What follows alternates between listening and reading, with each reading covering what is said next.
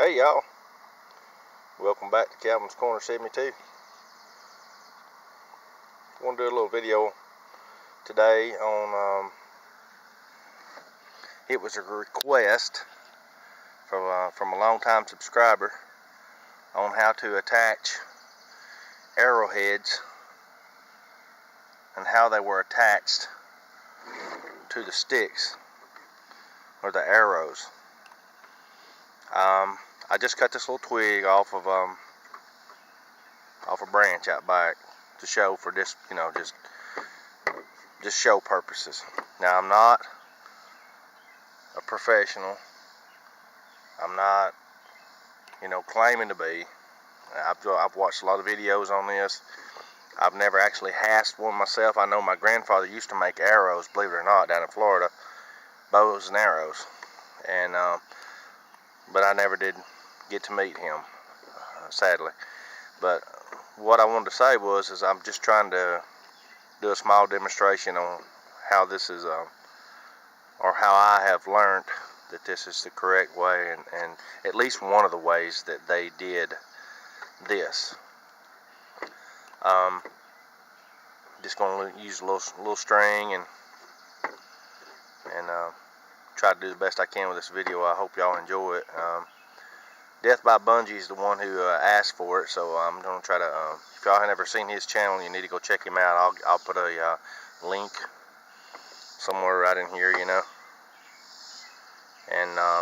y'all go check him out. He doesn't do arrowheads and stuff like that. What he does is deer hunting with the crossbows. That's how I learned. I found him and learned what he does. He does a lot of good, cool things. He's great with food plots. He gives great detail on how to sow food plots, how to do them. He manages his property unreal like, and he's a really outdoorsman kind of guy. I really like him. He's got a great attitude. No matter what you comment, it doesn't matter. He's always got a great attitude. So, he knows how to do it. Y'all go check him out and tell him Calvin's Corner 72 sent you, and I'm sure he'll appreciate that. Alright, back to the video here. Alright, I'm going to try to set this camera up on a little box I've got sitting here, and see if I can get this to where y'all can see what I'm doing, okay? I appreciate it. Hang on just a second.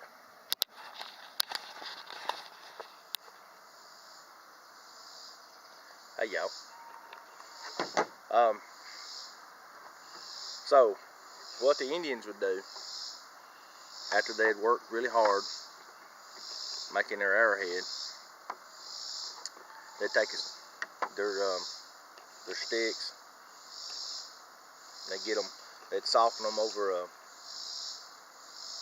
fire, and as they did that, they could straighten it, and then they'd smooth it out.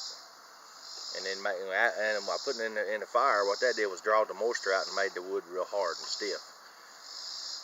And they would attach their arrowhead, just say this one for instance. It would actually slide right in a socket they would make. It would slide right in here, and it may be bigger, and it may come plumb up into here, but not past the edge. And they would they'd take sinew. Sinew is like your tendons in your arms, but they'd use it off the deer, and I guess bear as well. But they would mostly the sinew, you could tear it off in strips, and as you wet it, it becomes pliable just like string. But as it dries out, it hardens again. And so they would take this sinew, and they'd go around, back, under, over, around, under, and they just keep doing this. However, what technique they've learned over the years, I'm sure they've been taught, until it was pretty much hasped.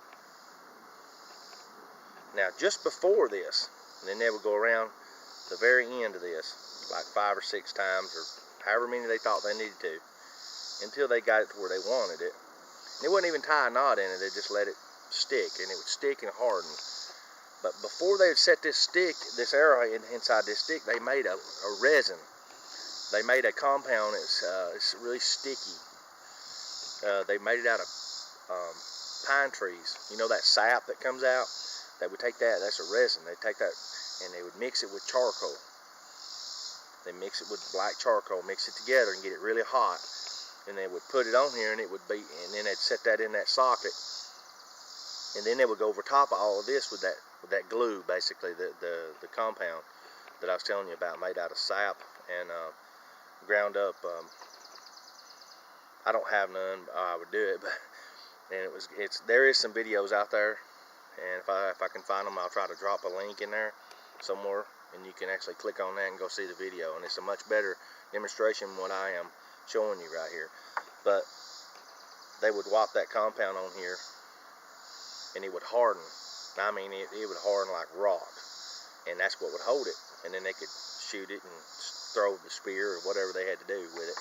So that's how they did that. Now, I think what he was talking about was the arrowhead that was given to me by my brother-in-law down in Florida, and I feel the same way as he does. How would they attach an arrowhead of that size, or a spearhead of that size, to a stick, because it was so huge? I mean, this thing is super thin, yes, but it's really huge.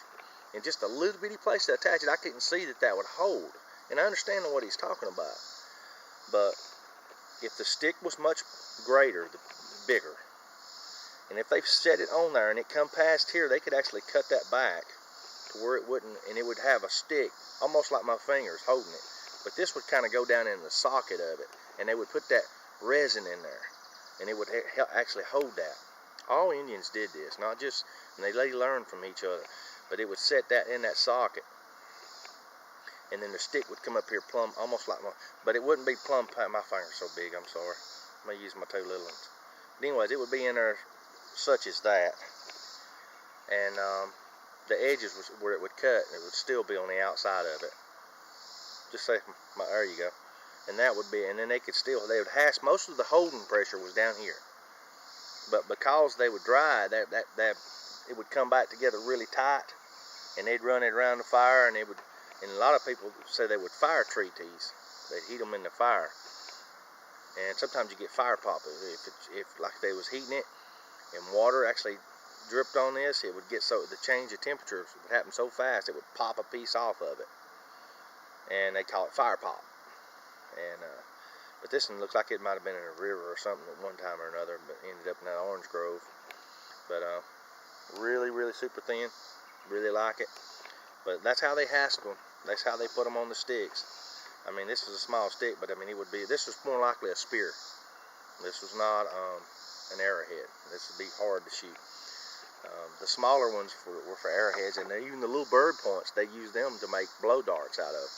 They shot a lot of, I think the blow darts come before the arrowheads did, and I mean the bows and arrows, because they would use them to shoot small game like rabbit and birds and whatever else they had in the area.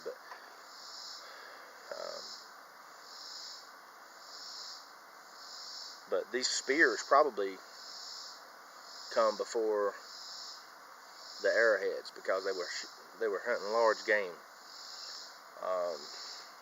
like mastodons. They're sort of like an elephant, and they it's just large game is what they would use. And, this actually may even been hooked onto a part of an atlatl, which would be a spear that was hooked to a piece of wood that was about this long that they could use to give it extra leverage to make it go faster. If y'all look up an atlatl, you'll see what I'm talking about. It's really, really wild, but I really, really like this arrowhead. It looks real good with Captain Jerk's ring, huh? But anyways, I appreciate y'all coming by. What I want to do is I want to kind of show some of these arrowheads. These arrowheads here, not this one that was given to me. These here, I have actually acquired at a artifact show down in Atlanta. And I picked them up a couple dollars, maybe $3 a piece. Wasn't very much at all. It was really cheap. So I'm really, really, really, really happy with it. these come out of people's personal collections. This people that were selling them, they bought whole collections from people, and they picked through all what they thought was the best ones, and then they'd take the rest and kind of throw them in a big box, and then if you were one of the first ones down there, you got to go through all of them and get some of the best out of there. This is where I spent most of my money when I was down there, because I was really picking what I thought was some of the best myself.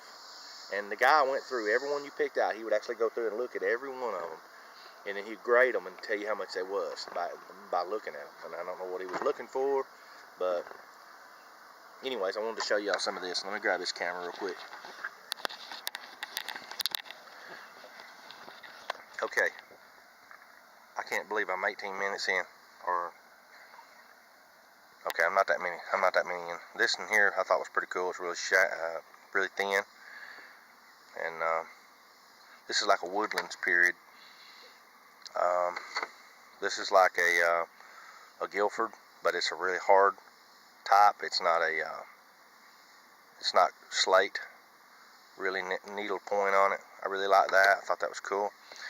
And as y'all look at these, you can see how they hasped them, and some of them how they just sit right in a socket. They probably just had resin holding this in. That was all they had.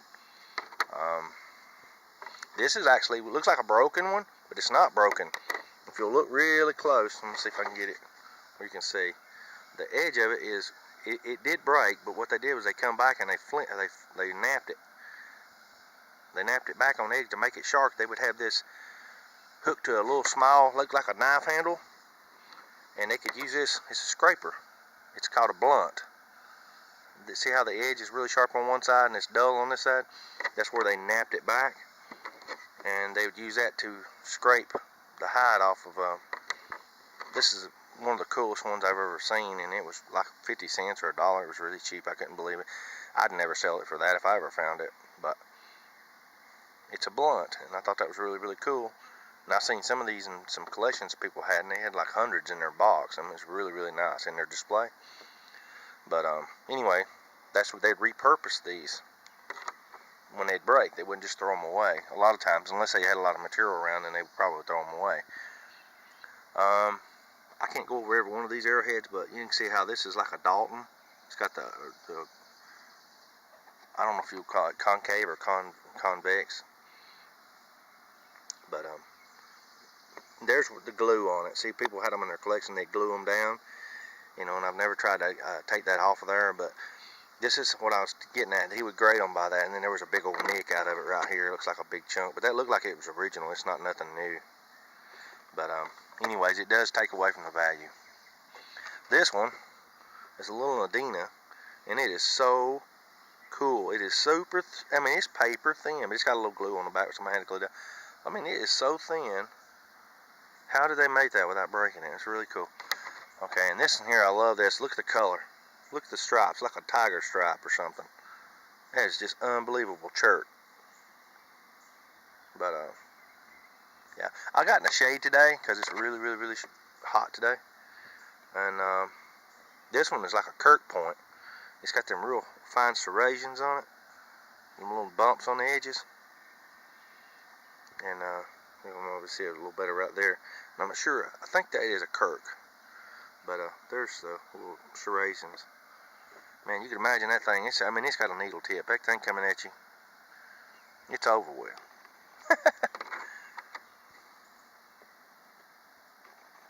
I'm not sure what this one is neither, but I loved it because of the color, and there's some glue on the back. See, so that would save me some money as far as when he'd look at it, because it had glue on it. And this is like a fish spear. And they put that thing, or a drill. It looks like the bottom of it may have broken off, but it really looks like it's snapped that way. But anyways, fish spear or a drill. They'd use it to drill down through the wood, you know, to make whatever they need to make. This is kind of from Carolina Chris. This is a nodule. What this is a flint nodule, and these formed when lava met something really cold when it was coming out, and it looked like it dripped. And when it hit that water, it just kind of, like, you know, you melt lead and you drop it in the water and it forms a ball. Well, this is kind of what it did. It made like a little ball around it, and it stayed in this position for millions of years. And it's just, the lava doesn't have a chance to get a bunch of impurities in it that make it kind of like just regular old rock. then that's why it's super black and super, and that's what they made these arrowheads like this with, that real fine, like glass. You know how glass is clear, it doesn't have a lot of impurities in it, so that's what makes it clear. But that's what comes out of them. And you was right by assuming that in your video. This is another one that's kind of busted up, but I'm thinking this is a scraper, because you see how it's worked right on the edge, and this would fit perfect in your hand because it's really soft and smooth back here. It wouldn't have caused you to have any pain. You see how it comes to a point, and it's worked right around the edges. And if a plow done that, you know, it'd be kind of hard them just hit that part and not hit the other. But that's what it looks like inside. It's like glass inside. But I could see them using that, you know, in the scraping. So this was in my junk pile too. This was, but I may have to put that in my good stuff. This one, I think, they would call it a fish point. A fish. It actually looks like a little fish. You know. But anyways, but here's some of the arrowheads. This one's like a little chert, but it's kind of a little harder than a chert. I just thought it was neat. I was just going for anything that was different. So that's why there's so many of these things that are different, because I didn't get one that was the same. I hope y'all would like this video. It's the best I can come up with right now. I'm going to throw this in right at the last. I have recently purchased me this little on eBay. What this is going to be for is to help. This is like a little clamp. You take and turn this and it clamps, and this is where you attach your camera. And now what I'm going to try to do is I'm going to try to attach this on my crossbow on the scope, because my package come in the other day, and here it is. It's a little cheap sports camera. It's got Wi-Fi. I don't know if this is like the one Harvey Spooner's got or not, but it's got the little remote control.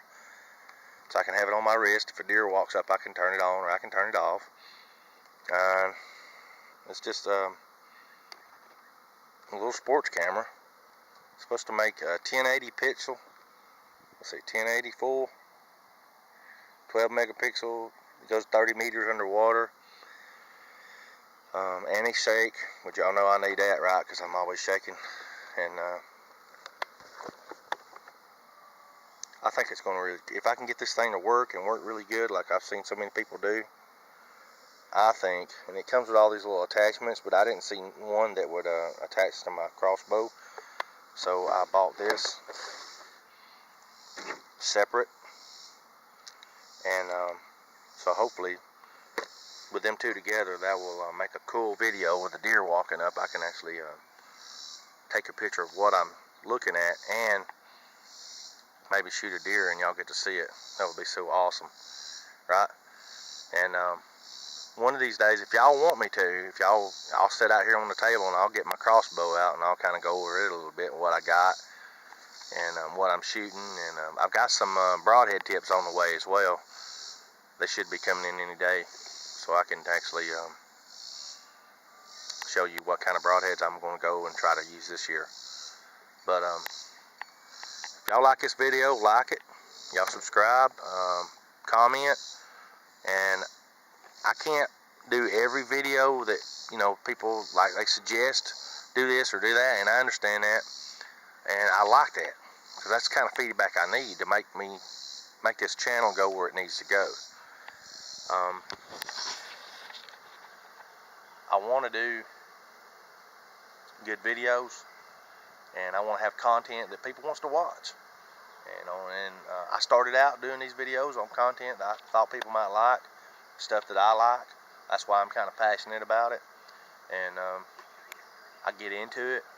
I really enjoy it, and I hope y'all do too, and y'all see that. And I appreciate all my subscribers. I got like 167. Wow, just blows me away that many people wants to sit and watch my old mug talk and do videos. It's pretty awesome. I'm about ready to do another video here on my campfire, my little cookout spot here, and I'm going to do a breakfast. And I've got some, believe it or not, Kraft makes. I found it. Habanero cheese. I can't wait to try something with that. It's gonna be awesome. I think I'm gonna do some Dutch oven tortilla breakfast burritos. Like, not burritos, but you know, whatever. I'll do something. But I'm rambling. I appreciate y'all. It's Calvin's Corner 72, and I'll catch y'all on the flip flop. Y'all leave me a comment, and I'll get back with you. I try to get back with everybody's comments. Y'all just go look at my videos and look at the comments, and you'll see. I appreciate y'all.